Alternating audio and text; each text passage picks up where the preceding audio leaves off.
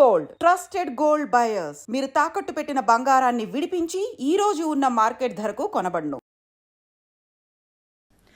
నమస్కారం, welcome to I dream. ధర్మ మార్గం విత్ విజిత కార్యక్రమానికి స్వాగతం. ప్రస్తుతం మనతో పాటు ఉన్నారు ప్రముఖ ఆధ్యాత్మికవేత్త, శ్రీ విద్యా ఉపాసకులు, ఎంతో మందికి మంత్రోపదేశం చేసిన గురువుగారు. ఆయన మంత్రోపదేశం కోసం, ఆయన ఉపాసన శిక్షణ ఇవ్వడం కోసం ఎంతో మంది ఎదురు చూస్తూ ఉంటారు. ఇప్పటికీ ఎంతో మందికి ఆయన ఇప్పటికే మంత్రదీక్షను ఇవ్వటం జరిగింది. ఇప్పుడు వారితో మాట్లాడి మనం మంచి మంచి విషయాలు తెలుసుకునే ప్రయత్నం చేద్దాం. వారే గురు కరుణామయ్య గారు. ఇప్పుడు వారితో మాట్లాడిద్దాం. నమస్కారం గురుగారు. నమస్కారం. బాగున్నారా? బాగున్నాను, మీరు ఎలా ఉన్నారు? అమ్మదే వల్ల బ్రహ్మాండంగా. అంతే, మీరు ఆ మాట అనగానే మాలో జోస్ వచ్చేస్తుంది. గురుగారు, సాధారణంగా అంటే ప్రతి ఒక్కరిలో ఈ డౌట్ ఉండే ఉంటది. ఎవరైనా అంటే బంధువులు గానీ, తెలిసిన వాళ్ళు, ఫ్రెండ్స్ ఎవరైనా పూజలు అప్పుడు ఇంటికి ఇన్వైట్ చేస్తే అసలు ఎప్పుడు వెళ్ళాలి, ఏంటి, పూజ అయిపోయే టైంకి వెళ్ళొచ్చులే, వెళ్ళి ఇంతసేపు ఎక్కడ కూర్చుంటాము అనే ఒక ఆలోచనతో చాలా మంది లాస్ట్ లో వెళ్తారు. లాస్ట్ లో వెళ్ళామా, అలా అక్షతలు పూలు దేవుడి దగ్గర వేసామా, తర్వాత తిన్నామా, బయటకు వచ్చామా, ఈ పోకడ ఎక్కువగా చూస్తున్నాం. అసలు ఎలా వెళ్ళాలి, ఏ టైంలో కరెక్ట్ గా పూజకి వెళ్తే అది మంచిది? ఇంకొకటి, వెళ్ళేటప్పుడు చాలా మంది ఉత్త చేతులతో వెళ్తూ ఉంటారు, కొంతమంది కొబ్బరికాయో పూలో తీసుకెళ్తారు. అసలు తీసుకెళ్లాల్సిన వస్తువులేంటి, దాని గురించి తెలియజేయండి. తప్పకుండా. ఇది చాలా రోజులుగా నేను అనుభవిస్తున్న బాధ ఇప్పుడు చెప్పుకోవడానికి అవకాశం వచ్చింది. ఓకే. నేను అమెరికాలో 15 ఏళ్ళు ఉన్నాం. అక్కడ నేను చేసినంత సత్యనారాయణ వ్రతాలు, సత్యనారాయణ పూజలు మీరు అతిశయోక్తి కాదు కానీ ఒక 500-600 చేసి ఉంటాం. 500-600 ఈవెన్ వీకెండ్ వచ్చిందంటే 8 సత్యనారాయణ వ్రతం, పొద్దున్న 2, రాత్రి 2, సాయంకాలం 2 అలా పెట్టి, సాటర్డే సండే ఉద్యోగం చేస్తూ. మన దగ్గర కూడా ఇంతగా చేయట్లేరేమో. అసలు చేసి నాకు కొన్న వీక్నెస్ ఏంటంటే, ఇప్పుడు చూసే ఉంటారు, ఒక టాపిక్ వచ్చిందంటే పూర్తిగా దాంట్లో నిమగ్నం అవ్వాలి. సత్యనారాయణ పూజ చేస్తే నేను చేస్తే 4 గంటలు పట్టేది. 4 అవర్స్ అంటే అది దేవత, ప్రతి దేవతలు వాళ్ళు మన జీవితానికి అన్వయించుకోవాలి. సూర్యుడు ఎక్కడున్నాడు, దాని స్వభావం ఏంటి, అది ఆ ఎనర్జీ లోపిస్తే ఎటువంటి మార్పు, ఇన్ని ఎక్స్ప్లెయిన్ చేసుకో. అష్టదిక్పాలకులు ఎవరు, పంచలోక పాలకులు ఎవరు, అసలు కథ కూడా వేరేలా చెప్తాం. కథ అనేటప్పటికి కొంచెం బోర్ కొట్టేస్తుంది. లీలావతి, గళావతి అన్ని తెలిసినవే కదా. మళ్ళీ ఆర్ఆర్ఆర్ మూవీ 10 సార్లు చూస్తారండో, అంతే తేడా ఉందా? నీకు తెలిసిన కదే అని చెప్పి ఇక్కడ అలక్ష్యపడుతున్నావు. మూవీని మాత్రం 10 సార్లు చూస్తావంటే ఎక్కడుంది లోపం? కథలోనా లేక నీ బుర్రలోనా అంటే ఆలోచన. బుర్రలో కొంచెం ఉండొచ్చు, చెప్పే విధానంలో కూడా ఉంటుంది గురుగారు. చెప్పే విధానం అంచేత కథ కూడా 8 అధ్యాయాలు ఉంటాయి. అందరూ 5 చెప్తారు. నేను కొంచెం వాళ్ళకి మార్పు కోసం మిగతా 3 అధ్యాయాలు ఇటు కలుపుకుని, మా ఒక్కొక్క దానికి నారదుల వారు నారాయణ గుంటూ వెళ్తూ ఉంటే విష్ణులోకంలో వెళ్ళారు, మనసుతో ఊహించరు, కానీ ఇవన్నీ ఎక్స్ప్లెయిన్ చేస్తూ చాలా వాళ్ళకి పట్టిడని చెప్పేవాడు. 4 గంటలైంది. ఇది తెలిసి జనాలు ఏం చేశారు, అప్పుడు నేను సుబ్బారావుని, గురు కరుణామయ్య కాదు, చిన్న అప్పుడు ఇంకా గురువుతో రాలేదు, సుబ్బారావు గారు చేస్తే 4 గంటలు అవుతుందని కరెక్ట్ గా 12కి వచ్చేవారు. వచ్చి చేతిలో ఒక బొకే. ఇప్పుడు చెప్పారు కానీ చెప్తున్నాను, ఒక పూజకు కానీ ఒక దేవాలయానికి కానీ వెళ్ళేటప్పుడు కట్టు, బొట్టు, తీరు ఇవన్నీ ఉండాలి. మనల్ని చూసి మన పిల్లలు నేర్చుకుంటారు. పిల్లలు నేర్చుకుంటే జనరేషన్స్ బాగుపడతాయి. పూజకెత్తు షార్ట్ వేసుకుని టీషర్ట్లు వేసుకుని వెళ్ళడం ఏమిటని చెప్పండి. ఇదే మరి అమెరికన్స్ చర్చికి పిలిస్తే షార్ట్ వేసుకుంటే ఒక చీరేస్తాడు. అక్కడ మాత్రం వీళ్ళు చక్కగా అన్ని కోట్లు అన్ని వేసుకుని వాళ్ళ రెస్పెక్ట్ఫుల్ గా వెళ్తారు. మన హిందూ పూజలకు వచ్చేటప్పటికి ఎందుకు షార్ట్ వేసుకుని, దేవాలయాలకు కూడా షార్ట్ వేసుకెళ్తారు, బొట్టు పెట్టుకోరు ముందు. సో కట్టు, బొట్టు, నడవడిక ఇవన్నీ కూడా పూజ వెళ్ళలేకూడదు, వెళ్తే ఇవి పాటించారు. సో వాళ్ళు ఏం చేసేవారు, ఓ షార్ట్ వేసుకుని టీషర్ట్ వేసుకుని చేతిలో బొకే కరెక్ట్ గా 12:30 ప్రాంతానికి వచ్చేవారు. అలా అక్కడ పెట్టేసి సరే ఎక్కువసేపు కూడా కాదు, ఓ 10 సెకండ్ల నుండి డైరెక్ట్ భోజనానికి వెళ్ళిపోయారు. ఇంకా భోజనం తర్వాత 3-4 గంటలు పిచ్చాపట్టి కబుర్లు చెప్పుకునేవారు. అక్కడ టైం ఉంది, కానీ సత్యనారాయణ వ్రతం చూడడానికి టైం లేదు.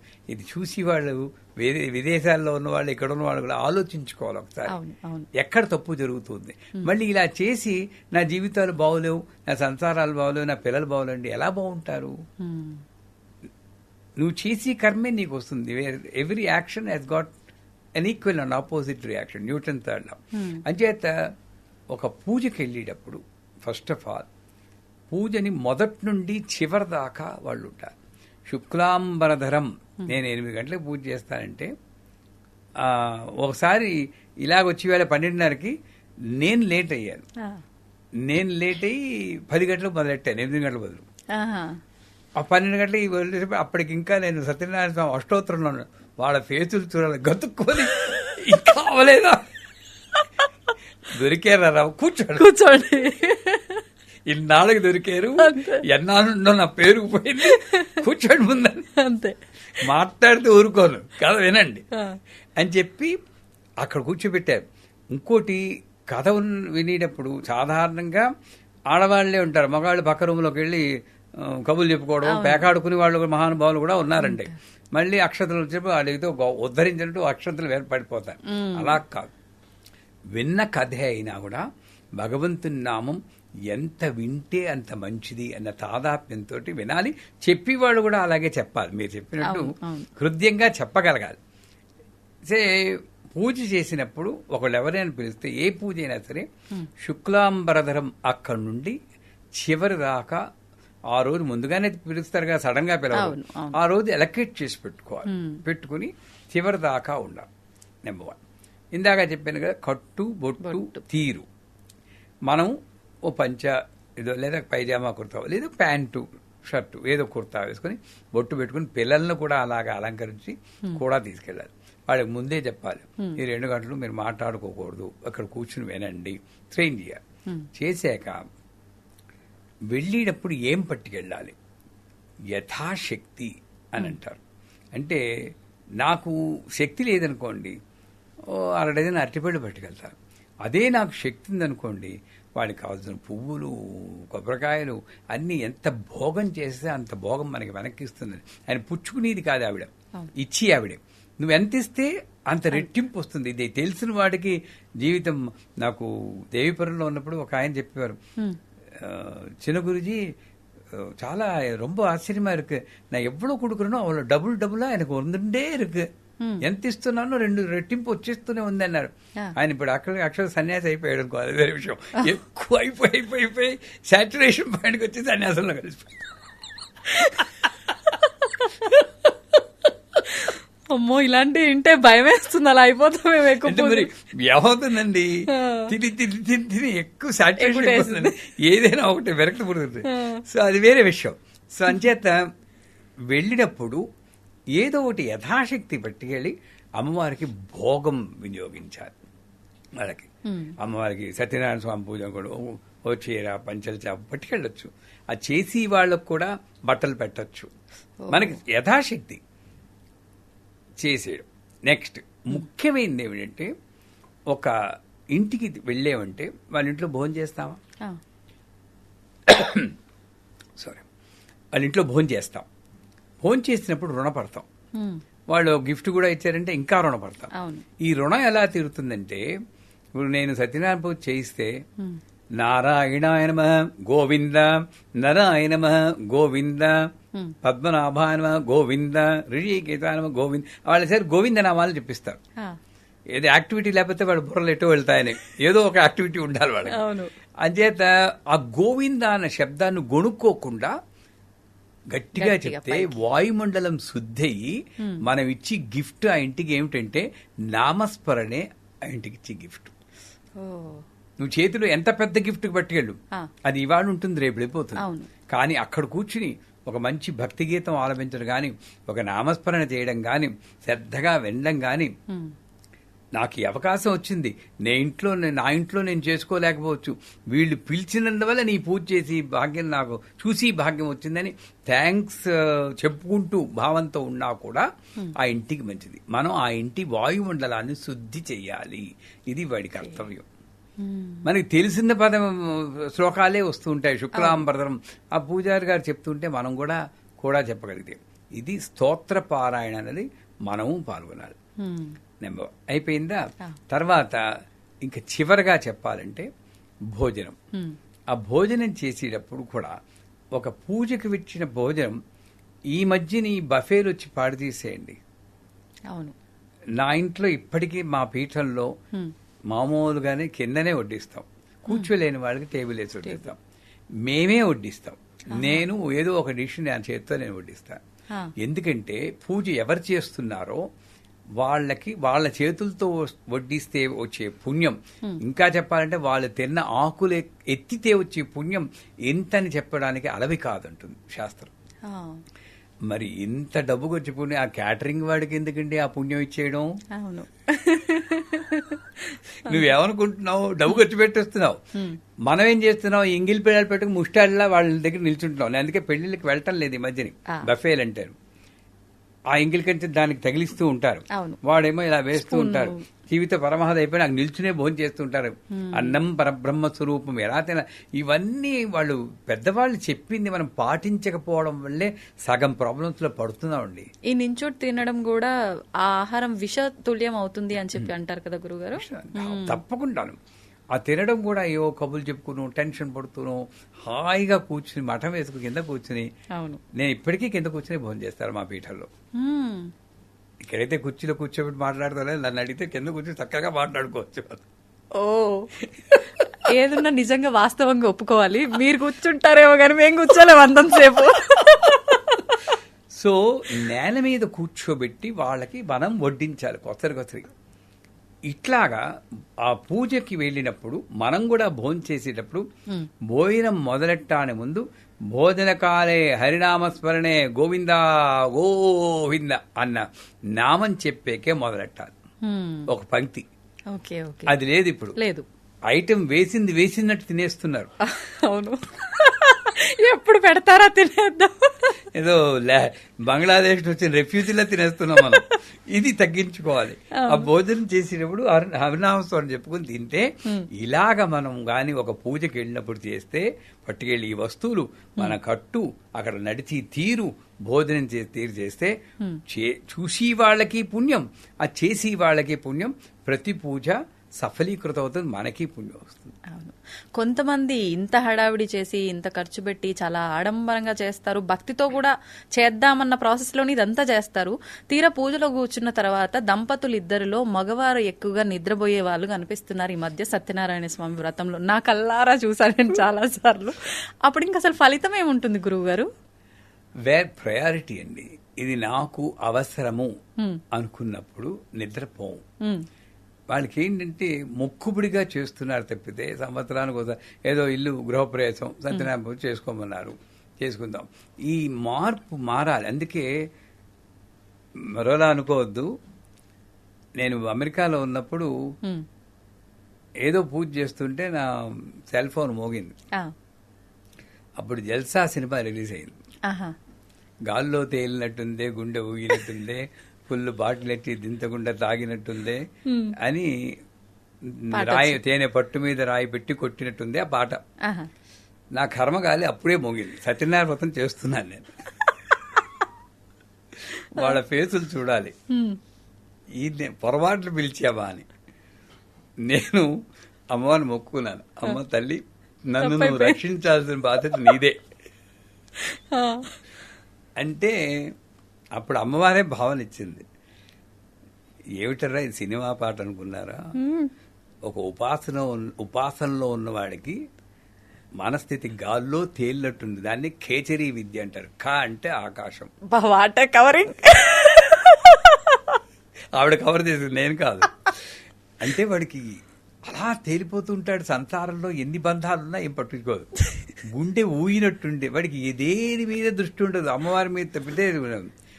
తేనె పట్టు మీద రాయి పెట్టి కొట్టిన తేనె పట్టు మీద రాయి పెడితే తేనెటీగలని అని ఓంకారం వినబడుతూ ఉంటుంది. ఫుల్ బాటిల్ ఎట్టి దించకుండా తాగినట్టుందని అంత ఉన్మాద స్థితి తన్మయత్వంలో ఉంటారు, మత్తుగా ఉంటారు. ఇది ఆ పాట. సూపర్. నాది కాదు, ఆవిడ థ్యాంక్స్ చెప్పాలి. అంటే అప్పుడు ఒక స్టూడెంట్ నన్ను ఇంకొంచెం ఇబ్బంది పెట్టాలని, అంటే ఏ సినిమా పాటకైనా ఇదేనా అర్థం. ఒక్కసారి అమ్మని తలుచుకుని నువ్వే ఈ పిల్లవాడికి సమాధానం చెప్పాలి అని ధైర్యంగా ఎస్ ఏ సినిమాను అంటే ప్రేమ్ నగర్లో ఎల్లారీశ్వర పాటకి చెప్పండి, లే లే లే లేపమంటావా అని. కరెక్ట్ గా చెప్పేవారు ఆయన. లే లే లే లే లే అని వస్తుంది కదా, అమ్మవారు పాడుతుంది, మత్తులో పడి ప్రాపంచికంలో కొట్టుకుంటున్నావు, లేరా వెదవా, నువ్వు లేచి వస్తావా నన్ను లేపమంటావా, నేను లేపితే మాత్రం పగులుతుంది.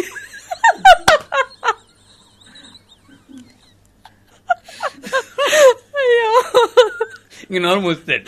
ఇంకెక్కడ అన్నారు మీతో పెట్టుకుంటే కష్టం అంటే ఏదైనా ఇలా తిప్పేస్తున్నారని.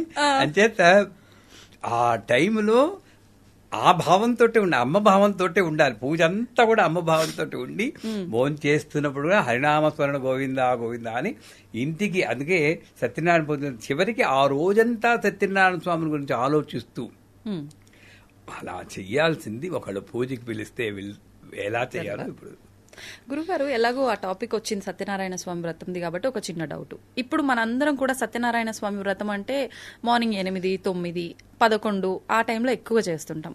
కానీ ఇది చెయ్యాల్సింది డే అంతా ఉపవాసం ఉండి సాయంకాలం 6 గంటల తర్వాత చేయాల్సిన వ్రతం అని చెప్పి దానికి సంబంధించిన స్టోరీలో కూడా ఎక్కడో ఉంది అని చెప్పి, ఇది వాస్తవమా?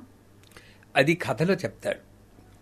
పౌర్ణమి నాడు కానీ, మాఘమాసం ముందు కానీ, కార్తీక మాసం కానీ, రవి సంక్రమణ దినం కానీ చేస్తే మంచిది.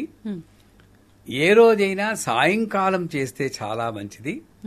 కానీ అన్నిటికన్నా ఉత్తమం ఎప్పుడు చేయాలనుకుంటే అప్పుడు చేస్తే మంచిది అన్నారు.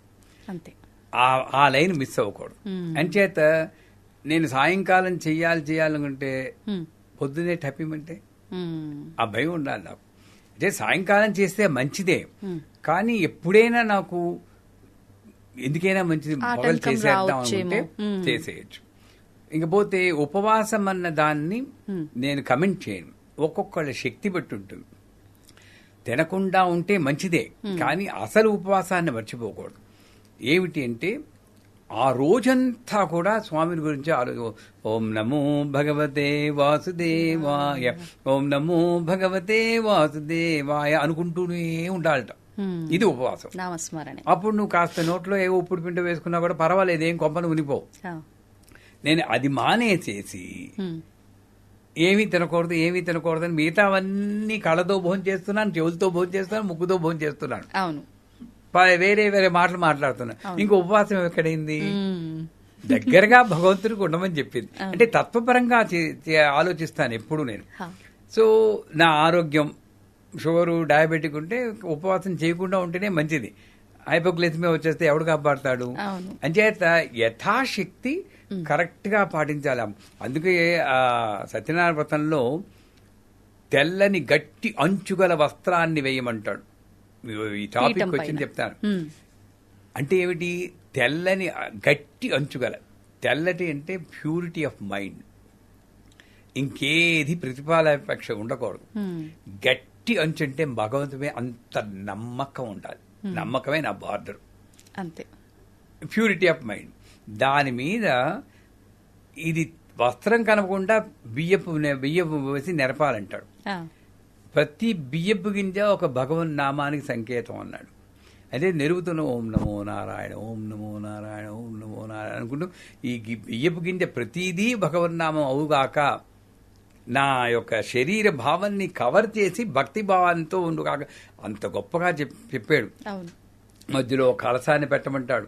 కలశం బంగారంతో గాని, వెండితో గాని, మట్టితో గాని, చివరకు మట్టితో గాని చేయమంటాడు. ఇది చేస్తే నాకు కోట్లు వస్తాయి, అది మట్టి కలశం. ఇది చేస్తే నా భార్యా పిల్లలు బాగుంటారు, అది రాగి కలశం. ఇది చేస్తే నా చుట్టూరా ఉన్న సమాజం బాగుపడుతుంది, అది వెండి కలశం. నాకేమీ అక్కర్లేదు, ఇది చేసి భాగ్యం ఇచ్చావు, అంతకన్నా ఏం కావాలి? బంగారు కలశం ఇక్కడుంది.